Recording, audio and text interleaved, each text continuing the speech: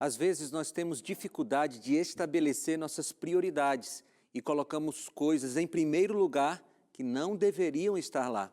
Hoje eu quero te dar um bom exemplo de como nós podemos organizar as nossas prioridades e sermos felizes tanto espiritualmente quanto familiarmente a partir dessas escolhas. Então não sai daí, porque está começando o seu Adoração.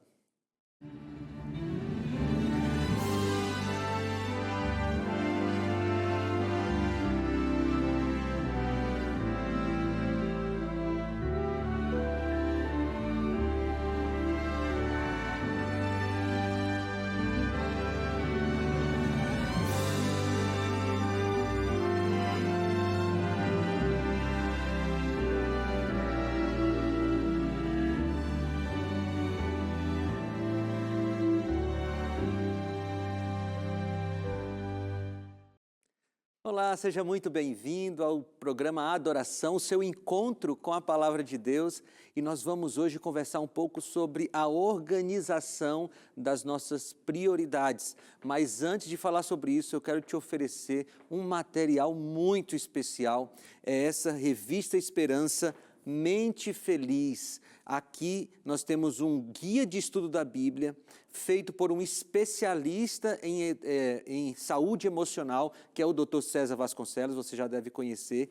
E aqui no conteúdo dessa revista, desse guia de estudos, você tem assuntos como ansiedade, por que estou tão triste assim, vencendo compulsões, sobre doenças psicossomáticas. São 8 capítulos escritos por um especialista, o Dr. César Vasconcelos, e ele faz aqui uma mescla entre a ciência e a Bíblia. Então ele vai dar uma visão científica e bíblica a respeito da sua saúde emocional.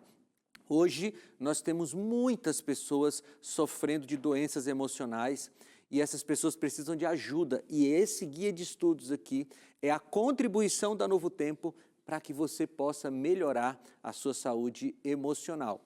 E para você pedir esse guia de estudos, tem alguns caminhos. Eu vou te dar um deles, que na minha opinião é o mais fácil, tá bom? Você pode mandar uma mensagem para o nosso WhatsApp, o número é o 12 98244 4449. Vou repetir aí para você anotar. 12 98244 4449. Quando você mandar uma mensagem para a gente, você vai escrever assim, ó, quero o guia de estudos ou a revista Mente Feliz. E por que eu digo que o WhatsApp é mais fácil? Porque você pode ser atendido de maneira integral pelo WhatsApp. É só você dizer assim, olha, eu quero ser atendido aqui pelo WhatsApp. E aí alguém vai falar com você com muito carinho, vai te ajudar, pedir os seus dados, fazer o seu cadastro e você vai receber esse guia de estudos na sua casa pelos correios, sem pagar nada, porque os anjos da esperança já pagaram, tá bom? Então manda uma mensagem para a gente, WhatsApp 12 98244 4449. E agora eu vou pegar a minha Bíblia aqui, eu quero que você pegue a sua Bíblia aí também, porque nós vamos estudar um texto bíblico que vai nos ajudar a organizar a nossa vida. Mas para estudar a Bíblia, sempre que você for estudar a Bíblia, precisa orar antes. Por quê? Porque a gente convida o Espírito Santo, que foi aquele que inspirou a palavra de Deus, para que possa nos ajudar a entender a palavra de Deus. Então, se você puder, feche seus olhos, concentre-se em Deus e nós vamos orar. Querido Pai, nós estamos com a Tua palavra em nossas mãos e pedimos, Senhor, em nome de Jesus, que o Espírito Santo ilumine a nossa mente, para que possamos entender o recado que o Senhor deixou para nós aqui na Tua palavra. Nos ajuda a terminar esse nosso momento de meditação na Tua palavra, sabendo como organizar as nossas prioridades. Senhor Deus, eu te peço em nome de Jesus. Amém. Eu quero convidar você a abrir a sua Bíblia em Jó, no livro de Jó, esse livro da Bíblia que eu gosto tanto, eu diria que é o meu livro preferido da Bíblia, o livro de Jó. Já dediquei muito tempo para estudar todo o livro de Jó e tem um conteúdo maravilhoso, mas hoje eu quero me concentrar em 5 versículos do livro de Jó. Se você está com a sua Bíblia aí, abra em Jó, no capítulo 1, dos versículos 1 até o versículo 5, tá bom? Do versículo 1 ao versículo 5. Eu vou ler os 5 versículos com você, mas eu peço que você não feche a Bíblia, porque depois a gente vai voltar em cada um deles para a gente tirar algumas lições importantes para a nossa vida. Mas vamos ler.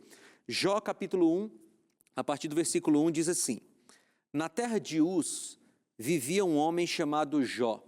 Era homem íntegro e reto, temente a Deus e se desviava do mal. Tinha ele 7 filhos e 3 filhas. Possuía 7.000 ovelhas, 3.000 camelos, 500 juntas de boi e 500 jumentos. E tinha muita gente a seu serviço. Era o homem mais rico do Oriente. Seus filhos costumavam dar banquetes em casa, um de cada vez, e convidavam suas 3 irmãs para comerem e beberem com eles. Terminando um período de banquetes, Jó mandava chamá-los e fazia com que se purificassem. De madrugada, ele oferecia um holocausto em favor de cada um deles, pois pensava: talvez os meus filhos tenham lá no íntimo pecado e amaldiçoado a Deus.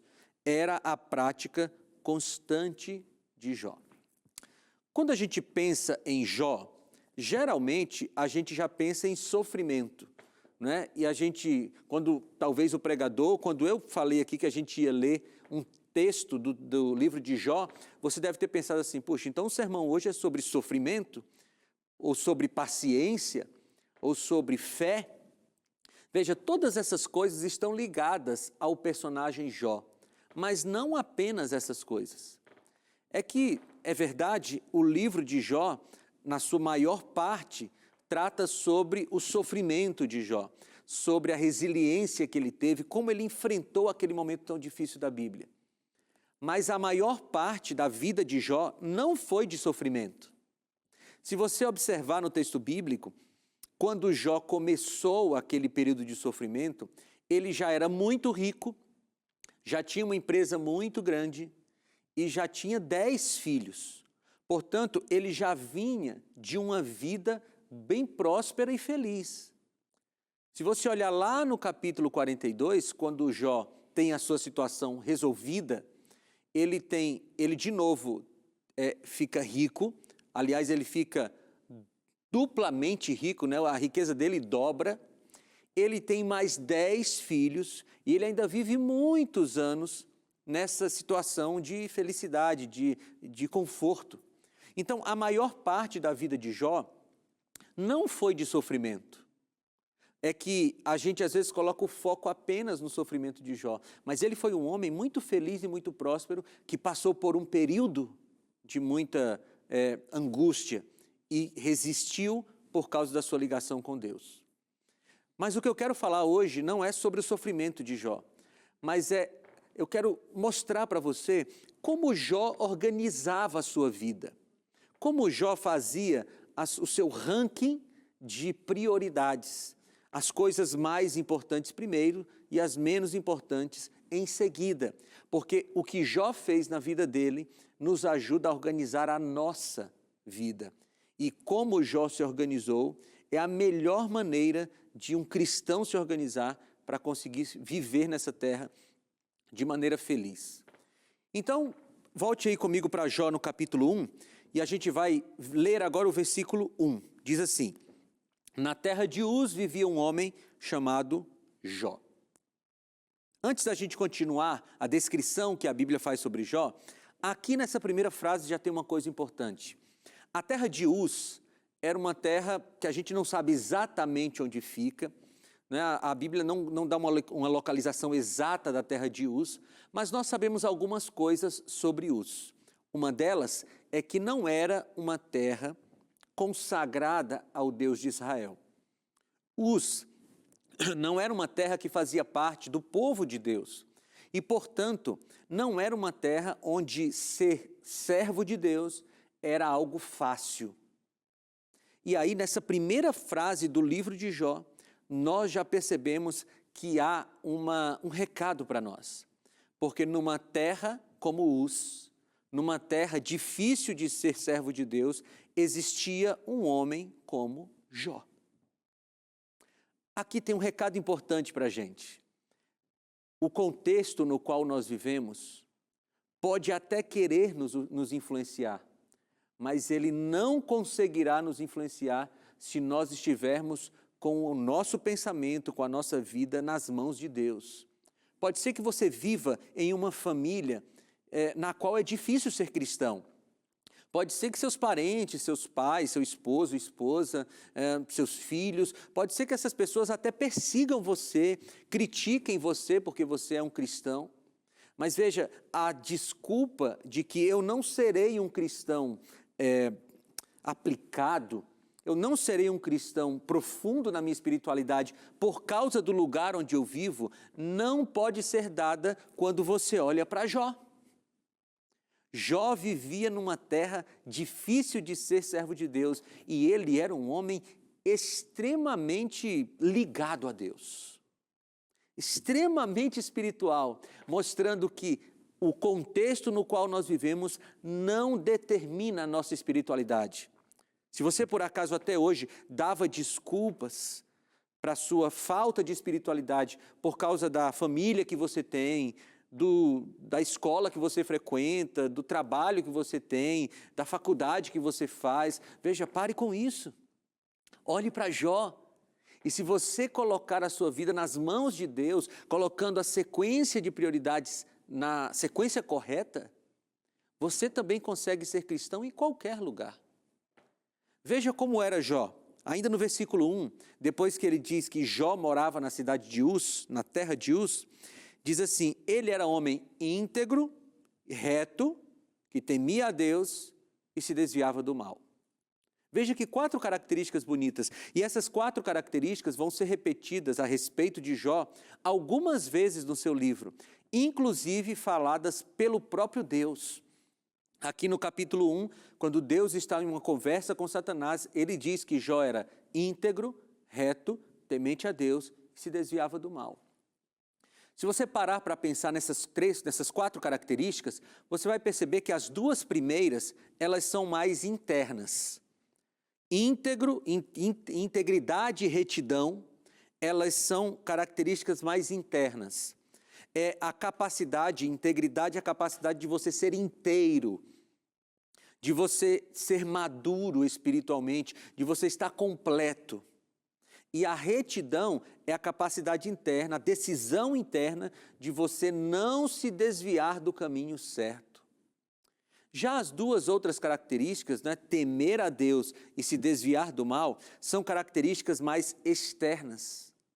Ou seja, quando você teme a Deus, você tem atitudes de quem teme a Deus. E quando você se desvia do mal, é porque você identifica aquilo que tenta você e você se desvia dessas coisas.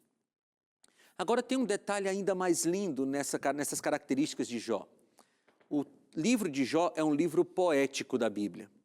E aqui, nessas 4 características, nós temos uma figura de linguagem poética da Bíblia que é muito significativa. A gente chama de paralelismo poético.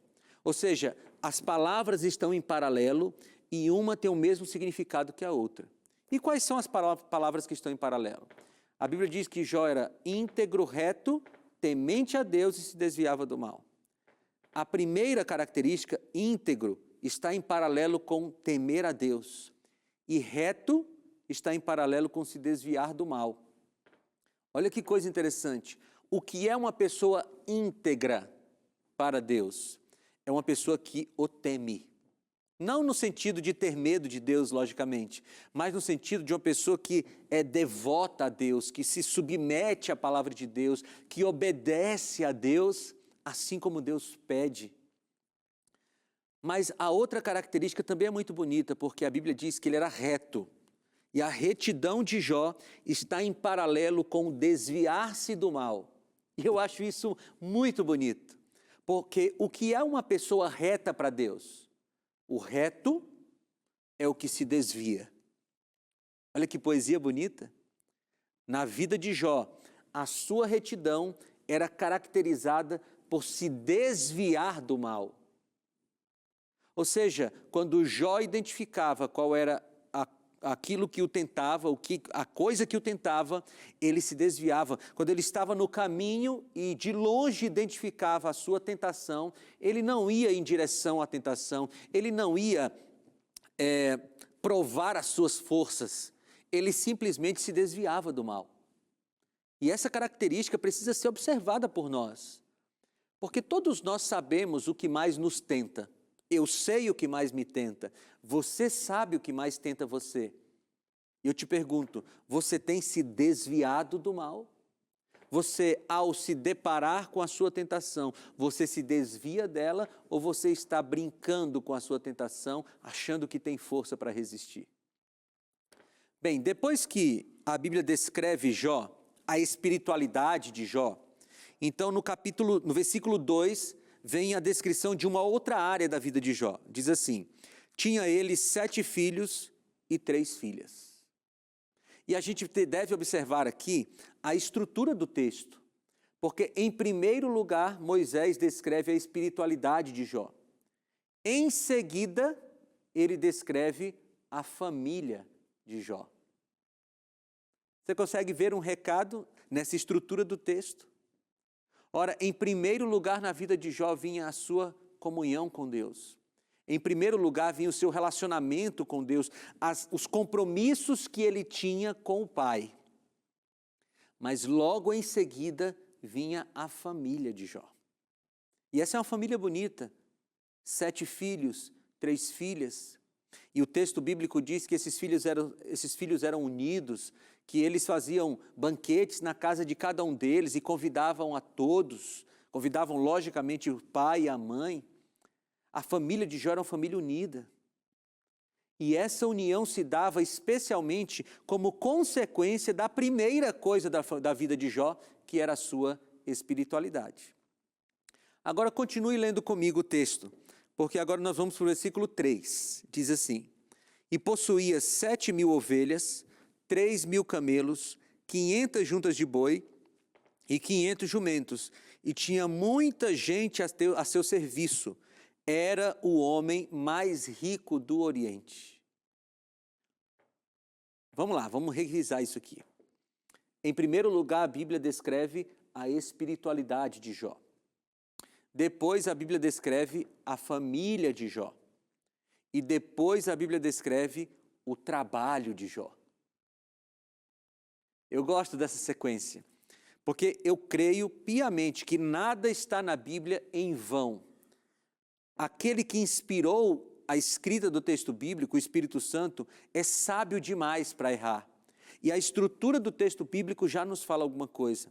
Na vida de Jó vinha primeiro a sua espiritualidade, depois a sua família e depois o seu trabalho. E o trabalho de Jó não era uma coisa fácil. Jó não tinha uma empresa pequena. Se você olhar para a descrição aqui, ele tem muitos animais. E eu quero destacar aqui um grupo desses animais, porque a Bíblia diz que Jó tinha 3.000 camelos.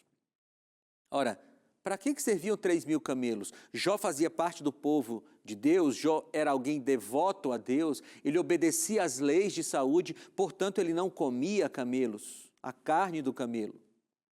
Então, para que servia o camelo na antiguidade? O camelo era um animal de transporte. Ou seja, Jó tinha algum tipo de produto, produzia algum tipo de produto que precisava ser transportado e por isso ele tinha muitos camelos. Jó seguramente era um empresário multinacional, porque ele deveria exportar o seu produto para outras nações. Jó tinha uma empresa grande. E por que eu estou dando ênfase nisso? Porque Jó não era um desocupado. E, portanto, ninguém pode dizer assim, Jó se dedicava tanto à sua espiritualidade, Jó se dedicava tanto à sua família, porque ele não tinha um trabalho. Porque aí você pode estar olhando para mim dizendo assim, pastor, você não conhece a minha vida, eu tenho que trabalhar muito para sustentar minha família, o meu trabalho é difícil, o meu trabalho ele é pesaroso, o meu trabalho tem muitas atividades, então eu não consigo me dedicar à espiritualidade, à minha família como eu deveria. Escuta bem, você não é mais ocupado do que Jó era. Jó era um homem, um mega empresário com muitos servos, muitos trabalhos, muitas coisas para administrar. Mas mesmo sendo tão ocupado, ele nunca inverteu as prioridades. Sempre sustentou Deus sua relação com Deus, sua relação com a família e depois o restante, inclusive o trabalho. Mas volta comigo para o texto bíblico, porque logo depois que Moisés, que escreve aqui o texto de Jó, ele descreve o trabalho de Jó, no versículo 4, ele volta para a família de Jó e ele diz assim: seus filhos costumavam dar banquetes em casa, um de cada vez, e convidavam suas 3 irmãs para comerem e beberem com eles. Veja que no versículo 4, Moisés volta para a família de Jó. Não perca de vista a sequência. Versículo 1, a espiritualidade de Jó. Versículo 2, a família de Jó. Versículo 3, o trabalho de Jó. No versículo 4, volta para a família de Jó. E no versículo 5, o que é que ele trata? Diz assim: terminado um período de banquetes, Jó mandava chamar a seus filhos, e fazia com que se purificassem. Aqui tem uma coisa muito bonita. Como é que lá no Antigo Testamento acontecia uma cerimônia de purificação? A cerimônia de purificação envolvia confissão de pecados e envolvia a morte de um animal, que representava Jesus, que viria no futuro, para nos purificar. Ou seja, a Bíblia está dizendo que Jó não apenas orava pelos seus filhos, Jó não apenas desejava o bem para os seus filhos, ele fazia algumas coisas efetivas pelos seus filhos. Ele chamava cada um deles e oferecia sacrifício junto com seus filhos para que eles fossem purificados. E veja, os filhos aparentemente não tinham feito nada, mas a Bíblia diz que Jó pensava assim: talvez os meus filhos tenham pecado contra Deus. Era um homem que se preocupava demais com a espiritualidade da sua família. E por isso ele purificava, ou ele chamava os seus filhos para cerimônias de purificação. Mas não para por aí, porque ainda no versículo 5 diz assim: e de madrugada ele oferecia um holocausto em favor de cada um deles, pois pensava: talvez meus filhos tenham lá no íntimo amaldiçoado a Deus. Perceba a expressão de madrugada. Eu falei para você que Jó era um homem muito ocupado, não é? Inclusive eu arrisquei dizer que você não é mais ocupado do que Jó era. E aqui a gente tem uma prova disso. Sabe por quê? Porque para que Jó tivesse tempo de oferecer um sacrifício por cada um dos seus filhos, ele se levantava de madrugada. Jó era um homem rico. E como um homem rico, ele tinha muita gente trabalhando para ele. Ele não precisava, pelo menos do ponto de vista financeiro, ele não precisava se levantar de madrugada. Um servo poderia se levantar de madrugada e cuidar da sua empresa. Mas Jó se levantava de madrugada porque ao longo do dia ele teria muito trabalho. Ao longo do dia ele teria muitos afazeres. Então ele se levantava de madrugada porque na madrugada, com calma, ele tinha o seu momento de comunhão com Deus e de intercessão pelos seus filhos. Amigos, a vida de Jó me desafia em muitos aspectos. E quando eu olho para a vida de Jó aqui, nesses primeiros 5 versículos, a vida dele me desafia a organizar a minha vida de maneira que eu tenha tempo para a minha comunhão com Deus. E quando eu estudo a vida de Jó, eu perco qualquer possibilidade de dar desculpas para não entrar em comunhão com Deus. Eu trabalho todos os dias aqui na Novo Tempo, de 7h30 da manhã às 5h30 da tarde. Todos os dias eu estou aqui, quando eu não estou viajando. E veja, para que eu possa chegar aqui às 7h30, eu preciso me levantar bem mais cedo para que eu possa ter o meu momento de comunhão com Deus. Sabe por quê? Porque quando eu chego aqui, eu tenho muitos afazeres, muitas coisas para fazer. Mas se eu chego aqui no meu trabalho sem ter dado tempo para a minha comunhão com Deus, pode ser que essa falta de comunhão com Deus acabe afetando negativamente o meu trabalho. Amigos, Jó nos conclama para colocarmos as coisas na sequência certa na nossa vida. E qual era a sequência que Jó colocava? Ele colocava Deus em primeiro lugar, ele colocava a família depois em segundo lugar, e depois o restante. E quando eu falo o restante, é trabalho, vida social ou qualquer outra coisa. E com que frequência Jó fazia isso?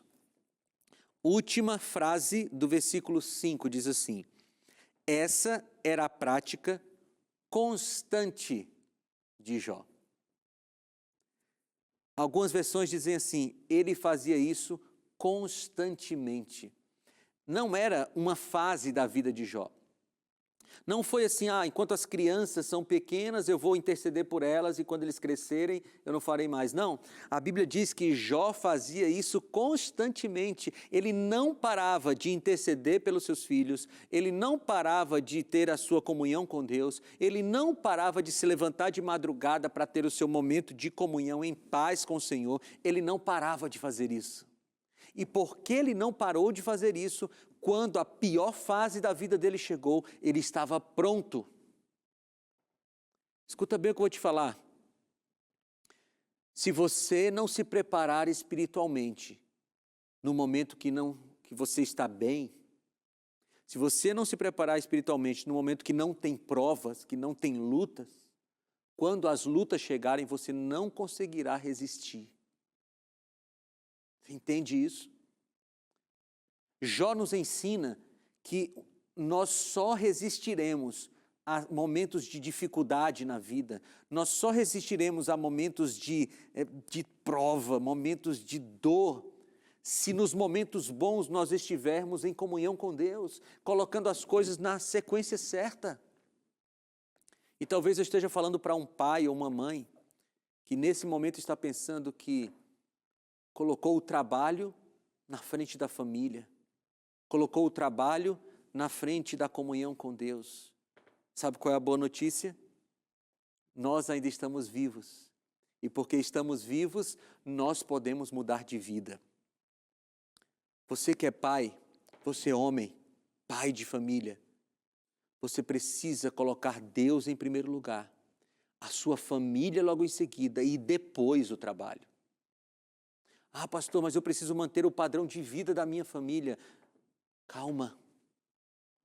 Porque se você der dinheiro para a sua família sem dar espiritualidade, esse dinheiro será uma desgraça. Você entende isso? Você que é mãe de família, você precisa colocar Deus em primeiro lugar, sua família depois e depois o resto. Você que é filho, precisa fazer a mesma coisa.